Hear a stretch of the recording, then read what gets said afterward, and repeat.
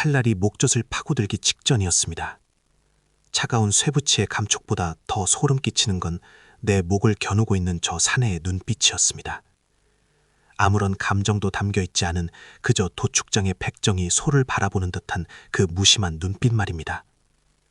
빗줄기는 억수같이 쏟아지고 있었고 진흙탕에 처박힌 데 무릎에서는 비릿한 흙내와 피비린내가 섞여 올라오고 있었습니다.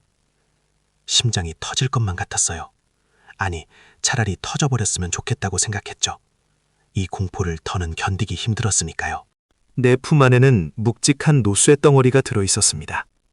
그게 나를 살려줄 동아줄이었을까요? 아니면 나를 이 지옥으로 끌고 온 족쇄였을까요?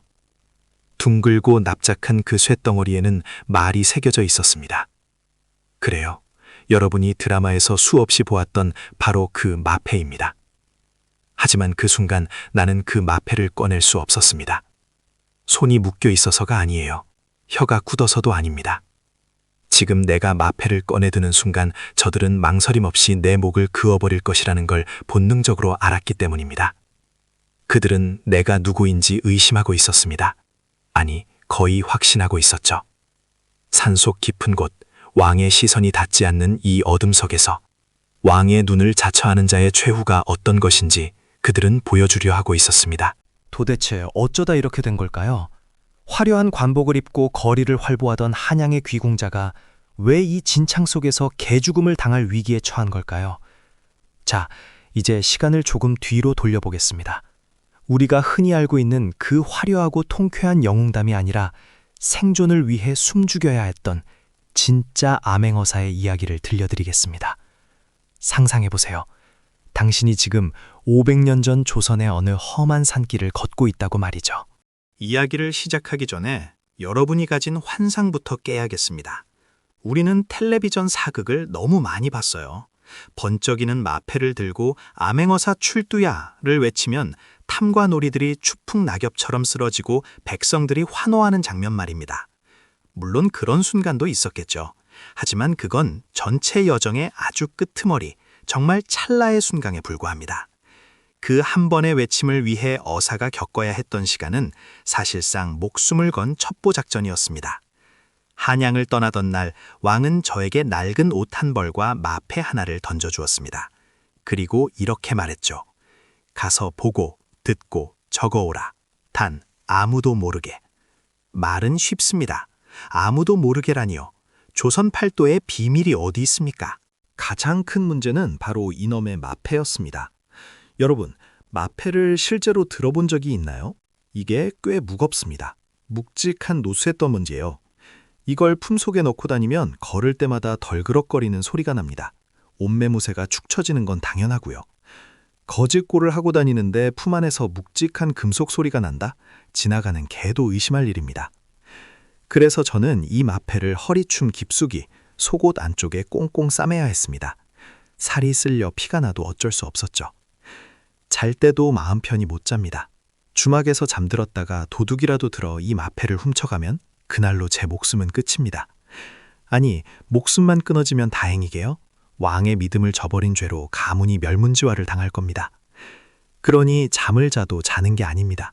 품속에 손을 넣고 마패의 차가운 감촉을 확인해야만 겨우 눈을 붙일 수 있었죠. 그뿐만이 아닙니다. 제 몸뚱이 자체가 문제였습니다. 저는 나름 명문가에서 태어나 귀하게 자랐습니다. 험한 일이라곤 해본 적이 없는 손, 뙤약볕에 그을린 적 없는 하얀 피부. 이게 자랑이 될 줄 알았는데 암행길에 오르니 이보다 더 큰 약점이 없더군요.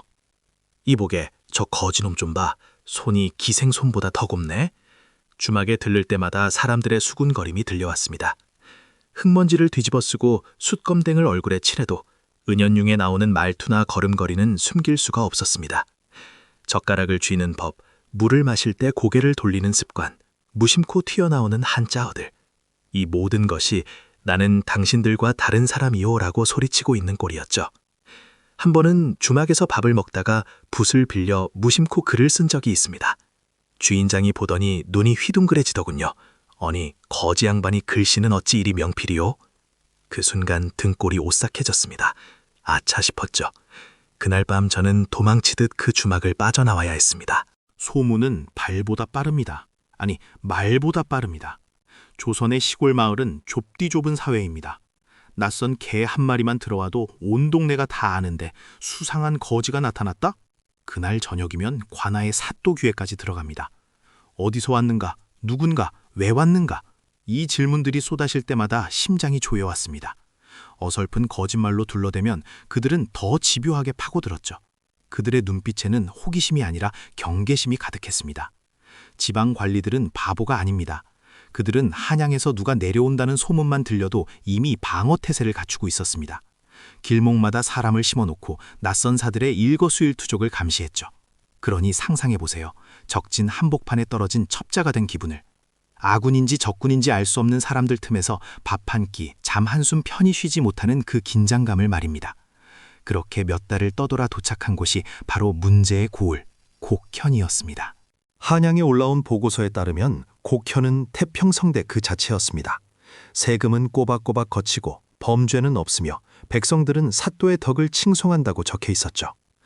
하지만 왕은 그 보고서를 믿지 않았습니다. 너무 완벽했으니까요. 숫자와 글자로 만들어진 완벽한 세상. 왕은 그 이면의 진짜 냄새를 맡고 싶어 했습니다. 곡현에 들어서자마자 느낀 건 침묵이었습니다. 활기찬 장터의 소음이 아니라 짓눌린 듯한 고요함. 사람들의 눈은 생기가 없었고 낯선 저를 보자마자 황급히 고개를 돌려버렸습니다. 마치 엮이면 안 될 것을 본 것처럼요. 마을 어귀 다다 허물어져가는 초가집 앞을 지날 때였습니다. 찢어지는 듯한 곡소리가 들려왔습니다. 호기심을 가장해 슬그머니 마당 안을 들여다보았죠. 뼈만 앙상한 노파가 땅을 치며 울고 있었고 그 옆에는 관아의 포졸들이 몽둥이를 들고 서 있었습니다. 내놔라! 네 아들놈 군포를 내놓으란 말이다! 백골징포. 죽은 사람에게 세금을 매기는 그 악랄한 수법이었습니다. 제 눈앞에서 노파의 멱살이 잡혀 끌려갔습니다. 저는 주먹을 꽉 쥐었습니다. 당장이라도 뛰쳐나가 이놈들 하고 소리치고 싶었습니다. 하지만 참아야 했습니다. 지금 나서면 모든 것이 물거품이 됩니다. 제 품 안의 마패가 뜨겁게 달아오르는 것만 같았습니다. 비겁함 때문이었을까요? 분노 때문이었을까요? 그날 밤 저는 마을 외곽의 허름한 폐가에 몸을 숨겼습니다. 같이 온 수행원 돌쇠가 한숨을 푹 쉬며 말했습니다. 날이 그냥 돌아가면 안 됩니까? 여긴 분위기가 심상치 않아요. 사또놈 눈빛이 예사롭지 않단 말입니다. 여기서 멈추면 저 노파는 영영 옥에서 나오지 못할 거다. 아이고, 날이 목숨부터 챙기셔야죠. 아까 낮에 주막에서 들으셨지 않습니까? 작년에 왔던 어사양반 산 넘따라 실족사했다는 거, 그게 진짜 발을 헛디뎌 죽은 거겠습니까? 돌쇠의 말이 맞습니다. 암행어사의 죽음은 흔한 일이었습니다. 독살, 자객 혹은 사고를 위장한 타살. 탐관오리들은 자신들의 비리가 왕에게 알려지는 것을 막기 위해 수단과 방법을 가리지 않았습니다. 그들에게 어사는 왕의 사자가 아니라 자신들의 목숨을 위협하는 저승사자였으니까요. 제거해야 할 대상일 뿐이었습니다. 하지만 저는 멈출 수가 없었습니다. 낮에 보았던 노파의 절망적인 눈빛이, 텅 빈 밥그릇을 긁던 아이들의 손길이 제 발목을 잡았습니다. 왕이 보고 싶어 했던 진짜 세상이 바로 여기 있었습니다. 보고서의 숫자 뒤에 숨겨진 피눈물 말입니다. 다음 날부터 저는 본격적으로 증거를 수집하기 시작했습니다. 거지 행세를 하며 관아의 창고 주변을 어슬렁거렸죠. 운이 좋게도 창고지기가 자리를 비운 사이 쌀가마니를 검사할 기회를 얻었습니다. 쌀가마니를 들어보니 이상하게 가벼웠습니다. 분명 한 가마니라고 적혀 있는데 무게는 터무니없이 모자랐죠. 저울을 살펴보니 눈금이 조작되어 있었습니다. 백성들이 피땀 흘려 지은 농사, 그 쌀을 낼 때는 무거운 저울로 재서 더 많이 걷어가고 나라에 바칠 때는 가벼운 저울로 재서 차익을 남겨먹는 수법, 전형적인 도결이자 세금 착복이었습니다. 그뿐만이 아니었습니다. 마을 사람들의 이야기를 몰래 엿들으니 억울한 재판이 한두 가지가 아니었습니다. 뇌물을 바친 자는 살인죄를 지어도 풀려나고 돈 없는 자는 닭 한 마리를 훔쳤다는 누명을 쓰고 곤장을 맞다 죽어나갔습니다. 사또는 재판관이 아니라 장사치였습니다. 법을 팔아 자신의 배를 채우는 악기였죠. 이건 나라가 아니다. 이건 지옥이다.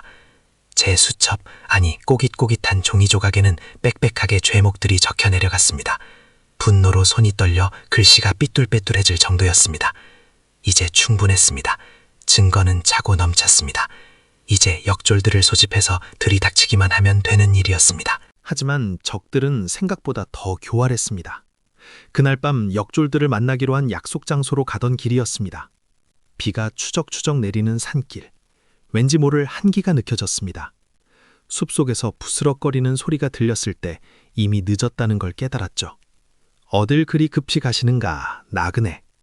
어둠 속에서 나타난 건 관아의 군관들이었습니다. 횃불을 든 그들의 얼굴엔 비릿한 웃음이 걸려 있었습니다. 거짓 차림을 하고 있지만 냄새가 나는구나, 한약 냄새가. 군관의 칼끝이 제 목을 겨누었습니다. 바로 이 장면, 제가 처음에 말씀드렸던 그 절체절명의 순간입니다. 뒤져라, 품속에 뭘 숨기고 있는지 보자. 거친 손길이 제 몸을 더듬었습니다. 숨이 턱 막혔습니다. 여기서 마패를 뺏기면 끝입니다. 저는 반사적으로 몸을 비틀며 저항했습니다. 이 놈이 감히 관군에게 대들어. 퍽! 몽둥이가 제 등을 후려쳤습니다. 진흙탕에 처박힌 채 저는 신음했습니다. 입안에서 비릿한 피맛이 났습니다. 죽여서 산 짐승 밥으로 던져줘라. 어차피 연고도 없는 거지놈 아닌가. 군관의 명령이 떨어졌습니다. 칼날이 번쩍이며 올라갔습니다. 아, 이렇게 끝나는구나. 어머니, 죄송합니다. 전하, 신의 임무는 여기까지인가 봅니다. 눈을 칠끈 감았습니다. 그때였습니다. 잠깐! 누군가의 외침이 들렸습니다. 돌쇠였습니다. 겁쟁이라고 놀렸던, 도망가자고 징징대던 그 돌쇠가 나무 뒤에서 뛰쳐나와 군관의 다리를 붙잡고 늘어진 겁니다. 나리, 도망가십시오! 어서요! 이 천한 놈이! 군관이 돌쇠를 발로 걷어찼습니다. 돌쇠가 비명을 지르며 나뒹굴었지만 그는 다시 일어나 군관에게 달려들었습니다. 그 찰나의 순간 멍하니 있던 제 정신이 번쩍 들었습니다. 돌쇠가 벌어준 시간, 그 몇 초가 저에게는 영겁과도 같았습니다. 저는 품속으로 손을 찔러 넣었습니다. 차가운 금속의 감촉, 더 이상 숨길 필요도 망설일 이유도 없었습니다. 저는 있는 힘껏 마패를 꺼내 지켜들었습니다. 빗물에 젖은 마패가 번개라도 맞은 듯 번쩍였습니다. 아맹어서 출두야! 제 목소리가 아닌 것 같았습니다. 짐승의 포효 같은 억눌려왔던 모든 분노가 터져나오는 소리였습니다. 군관들이 멈칫했습니다. 그들이 본 것은 단순한 노쇠 덩어리가 아니었습니다. 그것은 왕의 권위였고 그들이 그토록 두려워하던 심판의 상징이었습니다. 아맹어사 출두야! 역졸들은 관아를 포위하라! 제 외침이 산을 울리자 숲속 곳곳에서 매복하고 있던 역졸들이 쏟아져 나왔습니다. 사실 그들은 미리 저와 약속된 장소 근처에 와 있었던 겁니다. 조금만 늦었어도 저는 시체가 되었겠지만 운명은 아직 저를 버리지 않았습니다. 상황은 순식간에 뒤집혔습니다. 저를 죽이려던 군관들은 사시나무 떨듯 떨며 무릎을 꿇었습니다.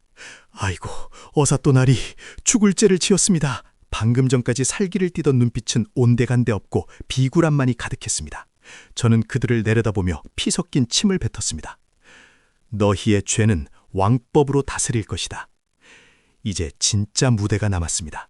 관아로 향하는 발걸음은 무거웠지만 그 어느 때보다 힘이 넘쳤습니다. 관아의 문을 박차고 들어갔을 때 사또는 기생들을 끼고 술판을 벌이고 있었습니다. 무슨 소란이냐? 술잔을 던지며 호통치던 사또의 문이 제 손에 들린 마패를 보고 얼어붙었습니다.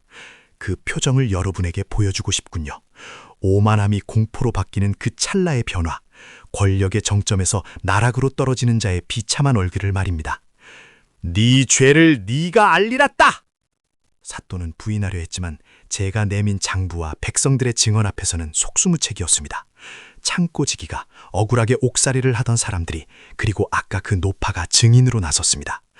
이놈이 내 아들 몫이라며 쌀독을 털어갔습니다. 제 남편은 억울하게 죽었습니다. 관아 마당은 순식간에 눈물바다가 되었습니다. 백성들은 저를 보고 환호하지 않았습니다. 대신 통곡했습니다. 그동안 쌓이고 쌓인 한이, 억울함이, 서러움이 터져나온 것입니다. 그들은 제 옷자락을 붙잡고 울부짖었습니다. 어사또 나이, 고맙습니다. 정말 고맙습니다. 그들의 눈물을 보며 저는 깨달았습니다. 암행어사가 존재하는 진짜 이유를요. 우리는 슈퍼히어로가 아닙니다. 모든 문제를 해결해 줄 수도 없습니다. 제가 떠나고 나면 또 다른 탐관오리가 올 수도 있습니다. 하지만 적어도 오늘 이 순간만큼은 그들에게 희망을 보여주었습니다. 세상에 내 억울함을 들어줄 귀가 있다. 왕이 우리를 보고 있다. 정의가 완전히 죽지는 않았다는 그 믿음 말입니다. 그것은 공포였습니다. 탐관오리들에게는 언제 어디서 어사가 나타날지 모른다는 공포. 지금 내 옆에 있는 저 거지가 어사일지도 모른다는 의심. 그 긴장감이 그들의 탐욕스러운 손길을 한 번이라도 더 멈칫하게 만든다면 그것으로 제 임무는 성공한 것입니다. 국현에서의 일은 마무리되었습니다. 사또는 파직되어 의금부로 압송되었고 억울한 죄인들은 풀려났습니다. 창고의 문을 열어 굶주린 백성들에게 쌀을 나누어 주었을 때 그제야 저는 밥 한 숟가락을 편히 넘길 수 있었습니다. 한양으로 돌아가는 길 돌쇠가 물었습니다. 나리, 이제 좀 편하게 가시죠. 가마라도 하나 부를까요? 아니, 걸어가자. 내 두 발로, 내 두 눈으로 더 봐야 할 것들이 있다. 마패는 여전히 무거웠습니다. 아니, 올 때보다 더 무겁게 느껴졌습니다. 그것은 단순한 쇠붙이의 무게가 아니라 제가 짊어져야 할 백성들의 삶의 무게였으니까요. 500년이 지난 지금 여러분의 세상은 어떻습니까? 암행어사는 사라졌습니다. 마패도 박물관의 유리관 속에 갇혀 있죠. 하지만 세상은 여전히 불공평하고 억울한 일은 곳곳에서 일어납니다. 보이지 않는 곳에서 권력을 휘두르는 자들, 법을 이용해 약자를 괴롭히는 자들은 모습만 바꾼 채 여전히 존재합니다. 그래서 저는 묻고 싶습니다. 지금 우리에게 필요한 암행어사는 누구일까요? 특별한 누군가가 아닙니다. 거창한 마패를 든 영웅을 기다릴 필요도 없습니다. 부당한 일을 보았을 때 고개를 돌리지 않는 용기, 약자의 목소리에 귀 기울이는 따뜻한 마음, 잘못된 것을 잘못되었다고 말할 수 있는 그 작은 외침, 그것이 바로 현대의 마패입니다. 여러분의 가슴 속에도 분명 그 마패가 하나씩 들어있을 겁니다. 비록 노쇠로 만든 것은 아니지만 그 어떤 마패보다 더 빛나고 강력한 양심이라는 이름의 마패가 말이죠. 혹시 지금 그 마패를 너무 깊숙이 숨겨두지는 않으셨나요? 꺼내세요. 그리고 세상 밖으로 보여주세요. 당신이 바로 이 시대의 암행어사입니다. 자, 긴 여정이었습니다. 제 이야기는 여기까지입니다. 하지만 여러분의 이야기는 이제 시작입니다. 오늘 하루 당신의 주변을 한번 둘러보세요. 혹시 누군가가 당신의 출두를 간절히 기다리고 있을지도 모르니까요. 그럼 저는 이만 물러가겠습니다. 또 다른 백성들의 목소리를 들으러 가야 하거든요. 이 낡은 삿갓과 집신이 제게는 가장 잘 어울리는 관복인 것 같습니다. 안녕히 계십시오. 그리고 부디 깨어 있으십시오.